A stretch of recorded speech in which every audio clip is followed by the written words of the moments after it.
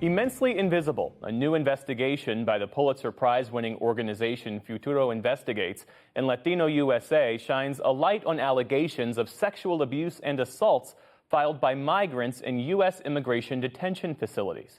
NewsHour producer Zeba Varsi teamed up with Futuro Investigates and has been reporting on this story since 2021. We spoke earlier this week. Zeba, it's good to see you.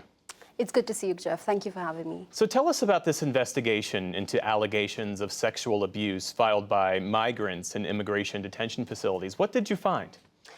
What struck me the most was the spirit of 3 women of color, immigrants who are held in detention centers, and how they came forward to speak about the abuse that they faced. They spoke about sexual voyeurism, open showers. They also talked about how they were assaulted by a medical professional while they were held in one of these facilities. Here's an excerpt of what they've told me. The county, you never had to worry about voyeurism or none of that. You never had to worry about sharing no shower and like none of that. And then I came to Glades and I was like, what? We used to see the shadowing of like their head. Like you could see it was a male. And how often did this happen? Like every day. They never fixed the issue. He tells me to lower my pants, and he placed the stethoscope there. He was saying, like, good, good, and he was doing, like, strange gestures, like dirty. He was smiling and looking at me. I was quiet the whole time. For a moment, I was staring off into space and thinking, my God, what is happening? When I was looking at myself in the mirror and battling with myself, I was thinking, I don't deserve to wear these clothes, and I don't deserve to wear this makeup, because I don't matter, and I felt immensely invisible. So Zeba, what facilities in particular emerged as the problems in your investigation? The last 2 women you just heard were held at Stewart County Detention Center in Georgia. These women have alleged that one male nurse, the same male nurse who was supposed to look after them in the medical clinic inside the facility, assaulted them. And these are not the only ones who've made this allegation. There are at least 3 other women who made similar allegations against the same male nurse. They complained to ICE about it. They complained to CoreCivic, which is the private prison company that runs this particular detention facility. It's been a year this month since they filed their public complaint, and they haven't heard anything back yet.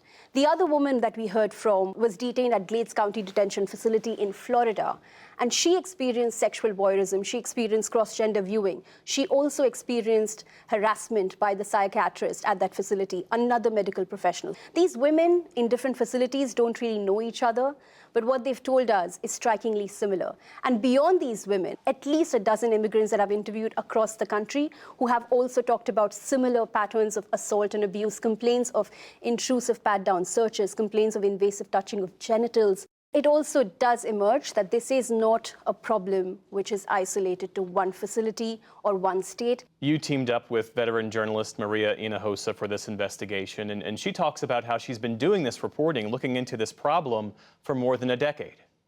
ICE has found new ways to deal with the challenges of people in detention complaining about sexual abuse.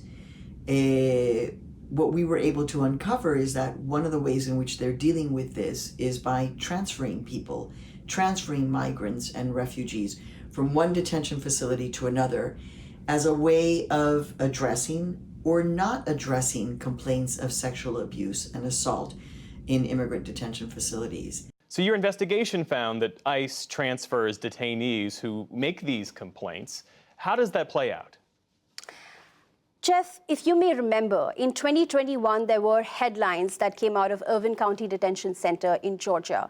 That is the place where non-consensual reproductive surgeries were conducted.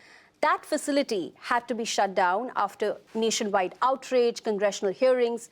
But what happened to the women who were detained there? They were not released. Most of them were transferred from Irvine to Stewart County Detention Center. Now, that is the facility in Georgia where Viviana and Mari, the 2 women, we've changed their names, those 2 women faced alleged assault by that nurse. Similarly, in the Florida case that we highlight, we had a woman called Marlissa who was detained at Glades County Detention Center. She filed complaints, other women filed complaints. There were many other complaints of abuse, apart from sexual abuse, that were also raised. ICE had to shut down that facility. Women were transferred from Glades to Baker County Detention Center. And at Baker, which is the second facility, Marlissa faced similar, if not worse. Whenever immigrants end up complaining, immigration rights activists say that this has become a consecutive pattern that ICE has adopted of transferring folks from one center to another. Well, on that point, Zeba, what's the path forward for these women? Jeff, these women are hoping to hear back on their complaints. We followed up with the Georgia Bureau of Investigation, which is the law enforcement agency that took up the case and had promised to conduct a thorough investigation. They said that they've concluded it, the DA's office has it, the DA's office has not released the conclusion yet. We have 300 complaints of sexual assault and abuse that have been filed by immigrants across different centers. 60% of these complaints have no update on whether an investigation was conducted. So the problem that we are highlighting is not only that abuse of immigrants in detention centers is taking place, the fact that it may be happening with impunity, the fact that there is a possible lack of accountability, the fact that most of these cases are not being thoroughly investigated. And that's what we hope to change, and that's what we hope would be the outcome of our story. Zeba Warsi, thank you so much for sharing that reporting with us. Thank you for having me, Jeff. And you can read more of Zeba's work and find a link to the full podcast, Immensely Invisible, on our website. That's pbs.org/newshour.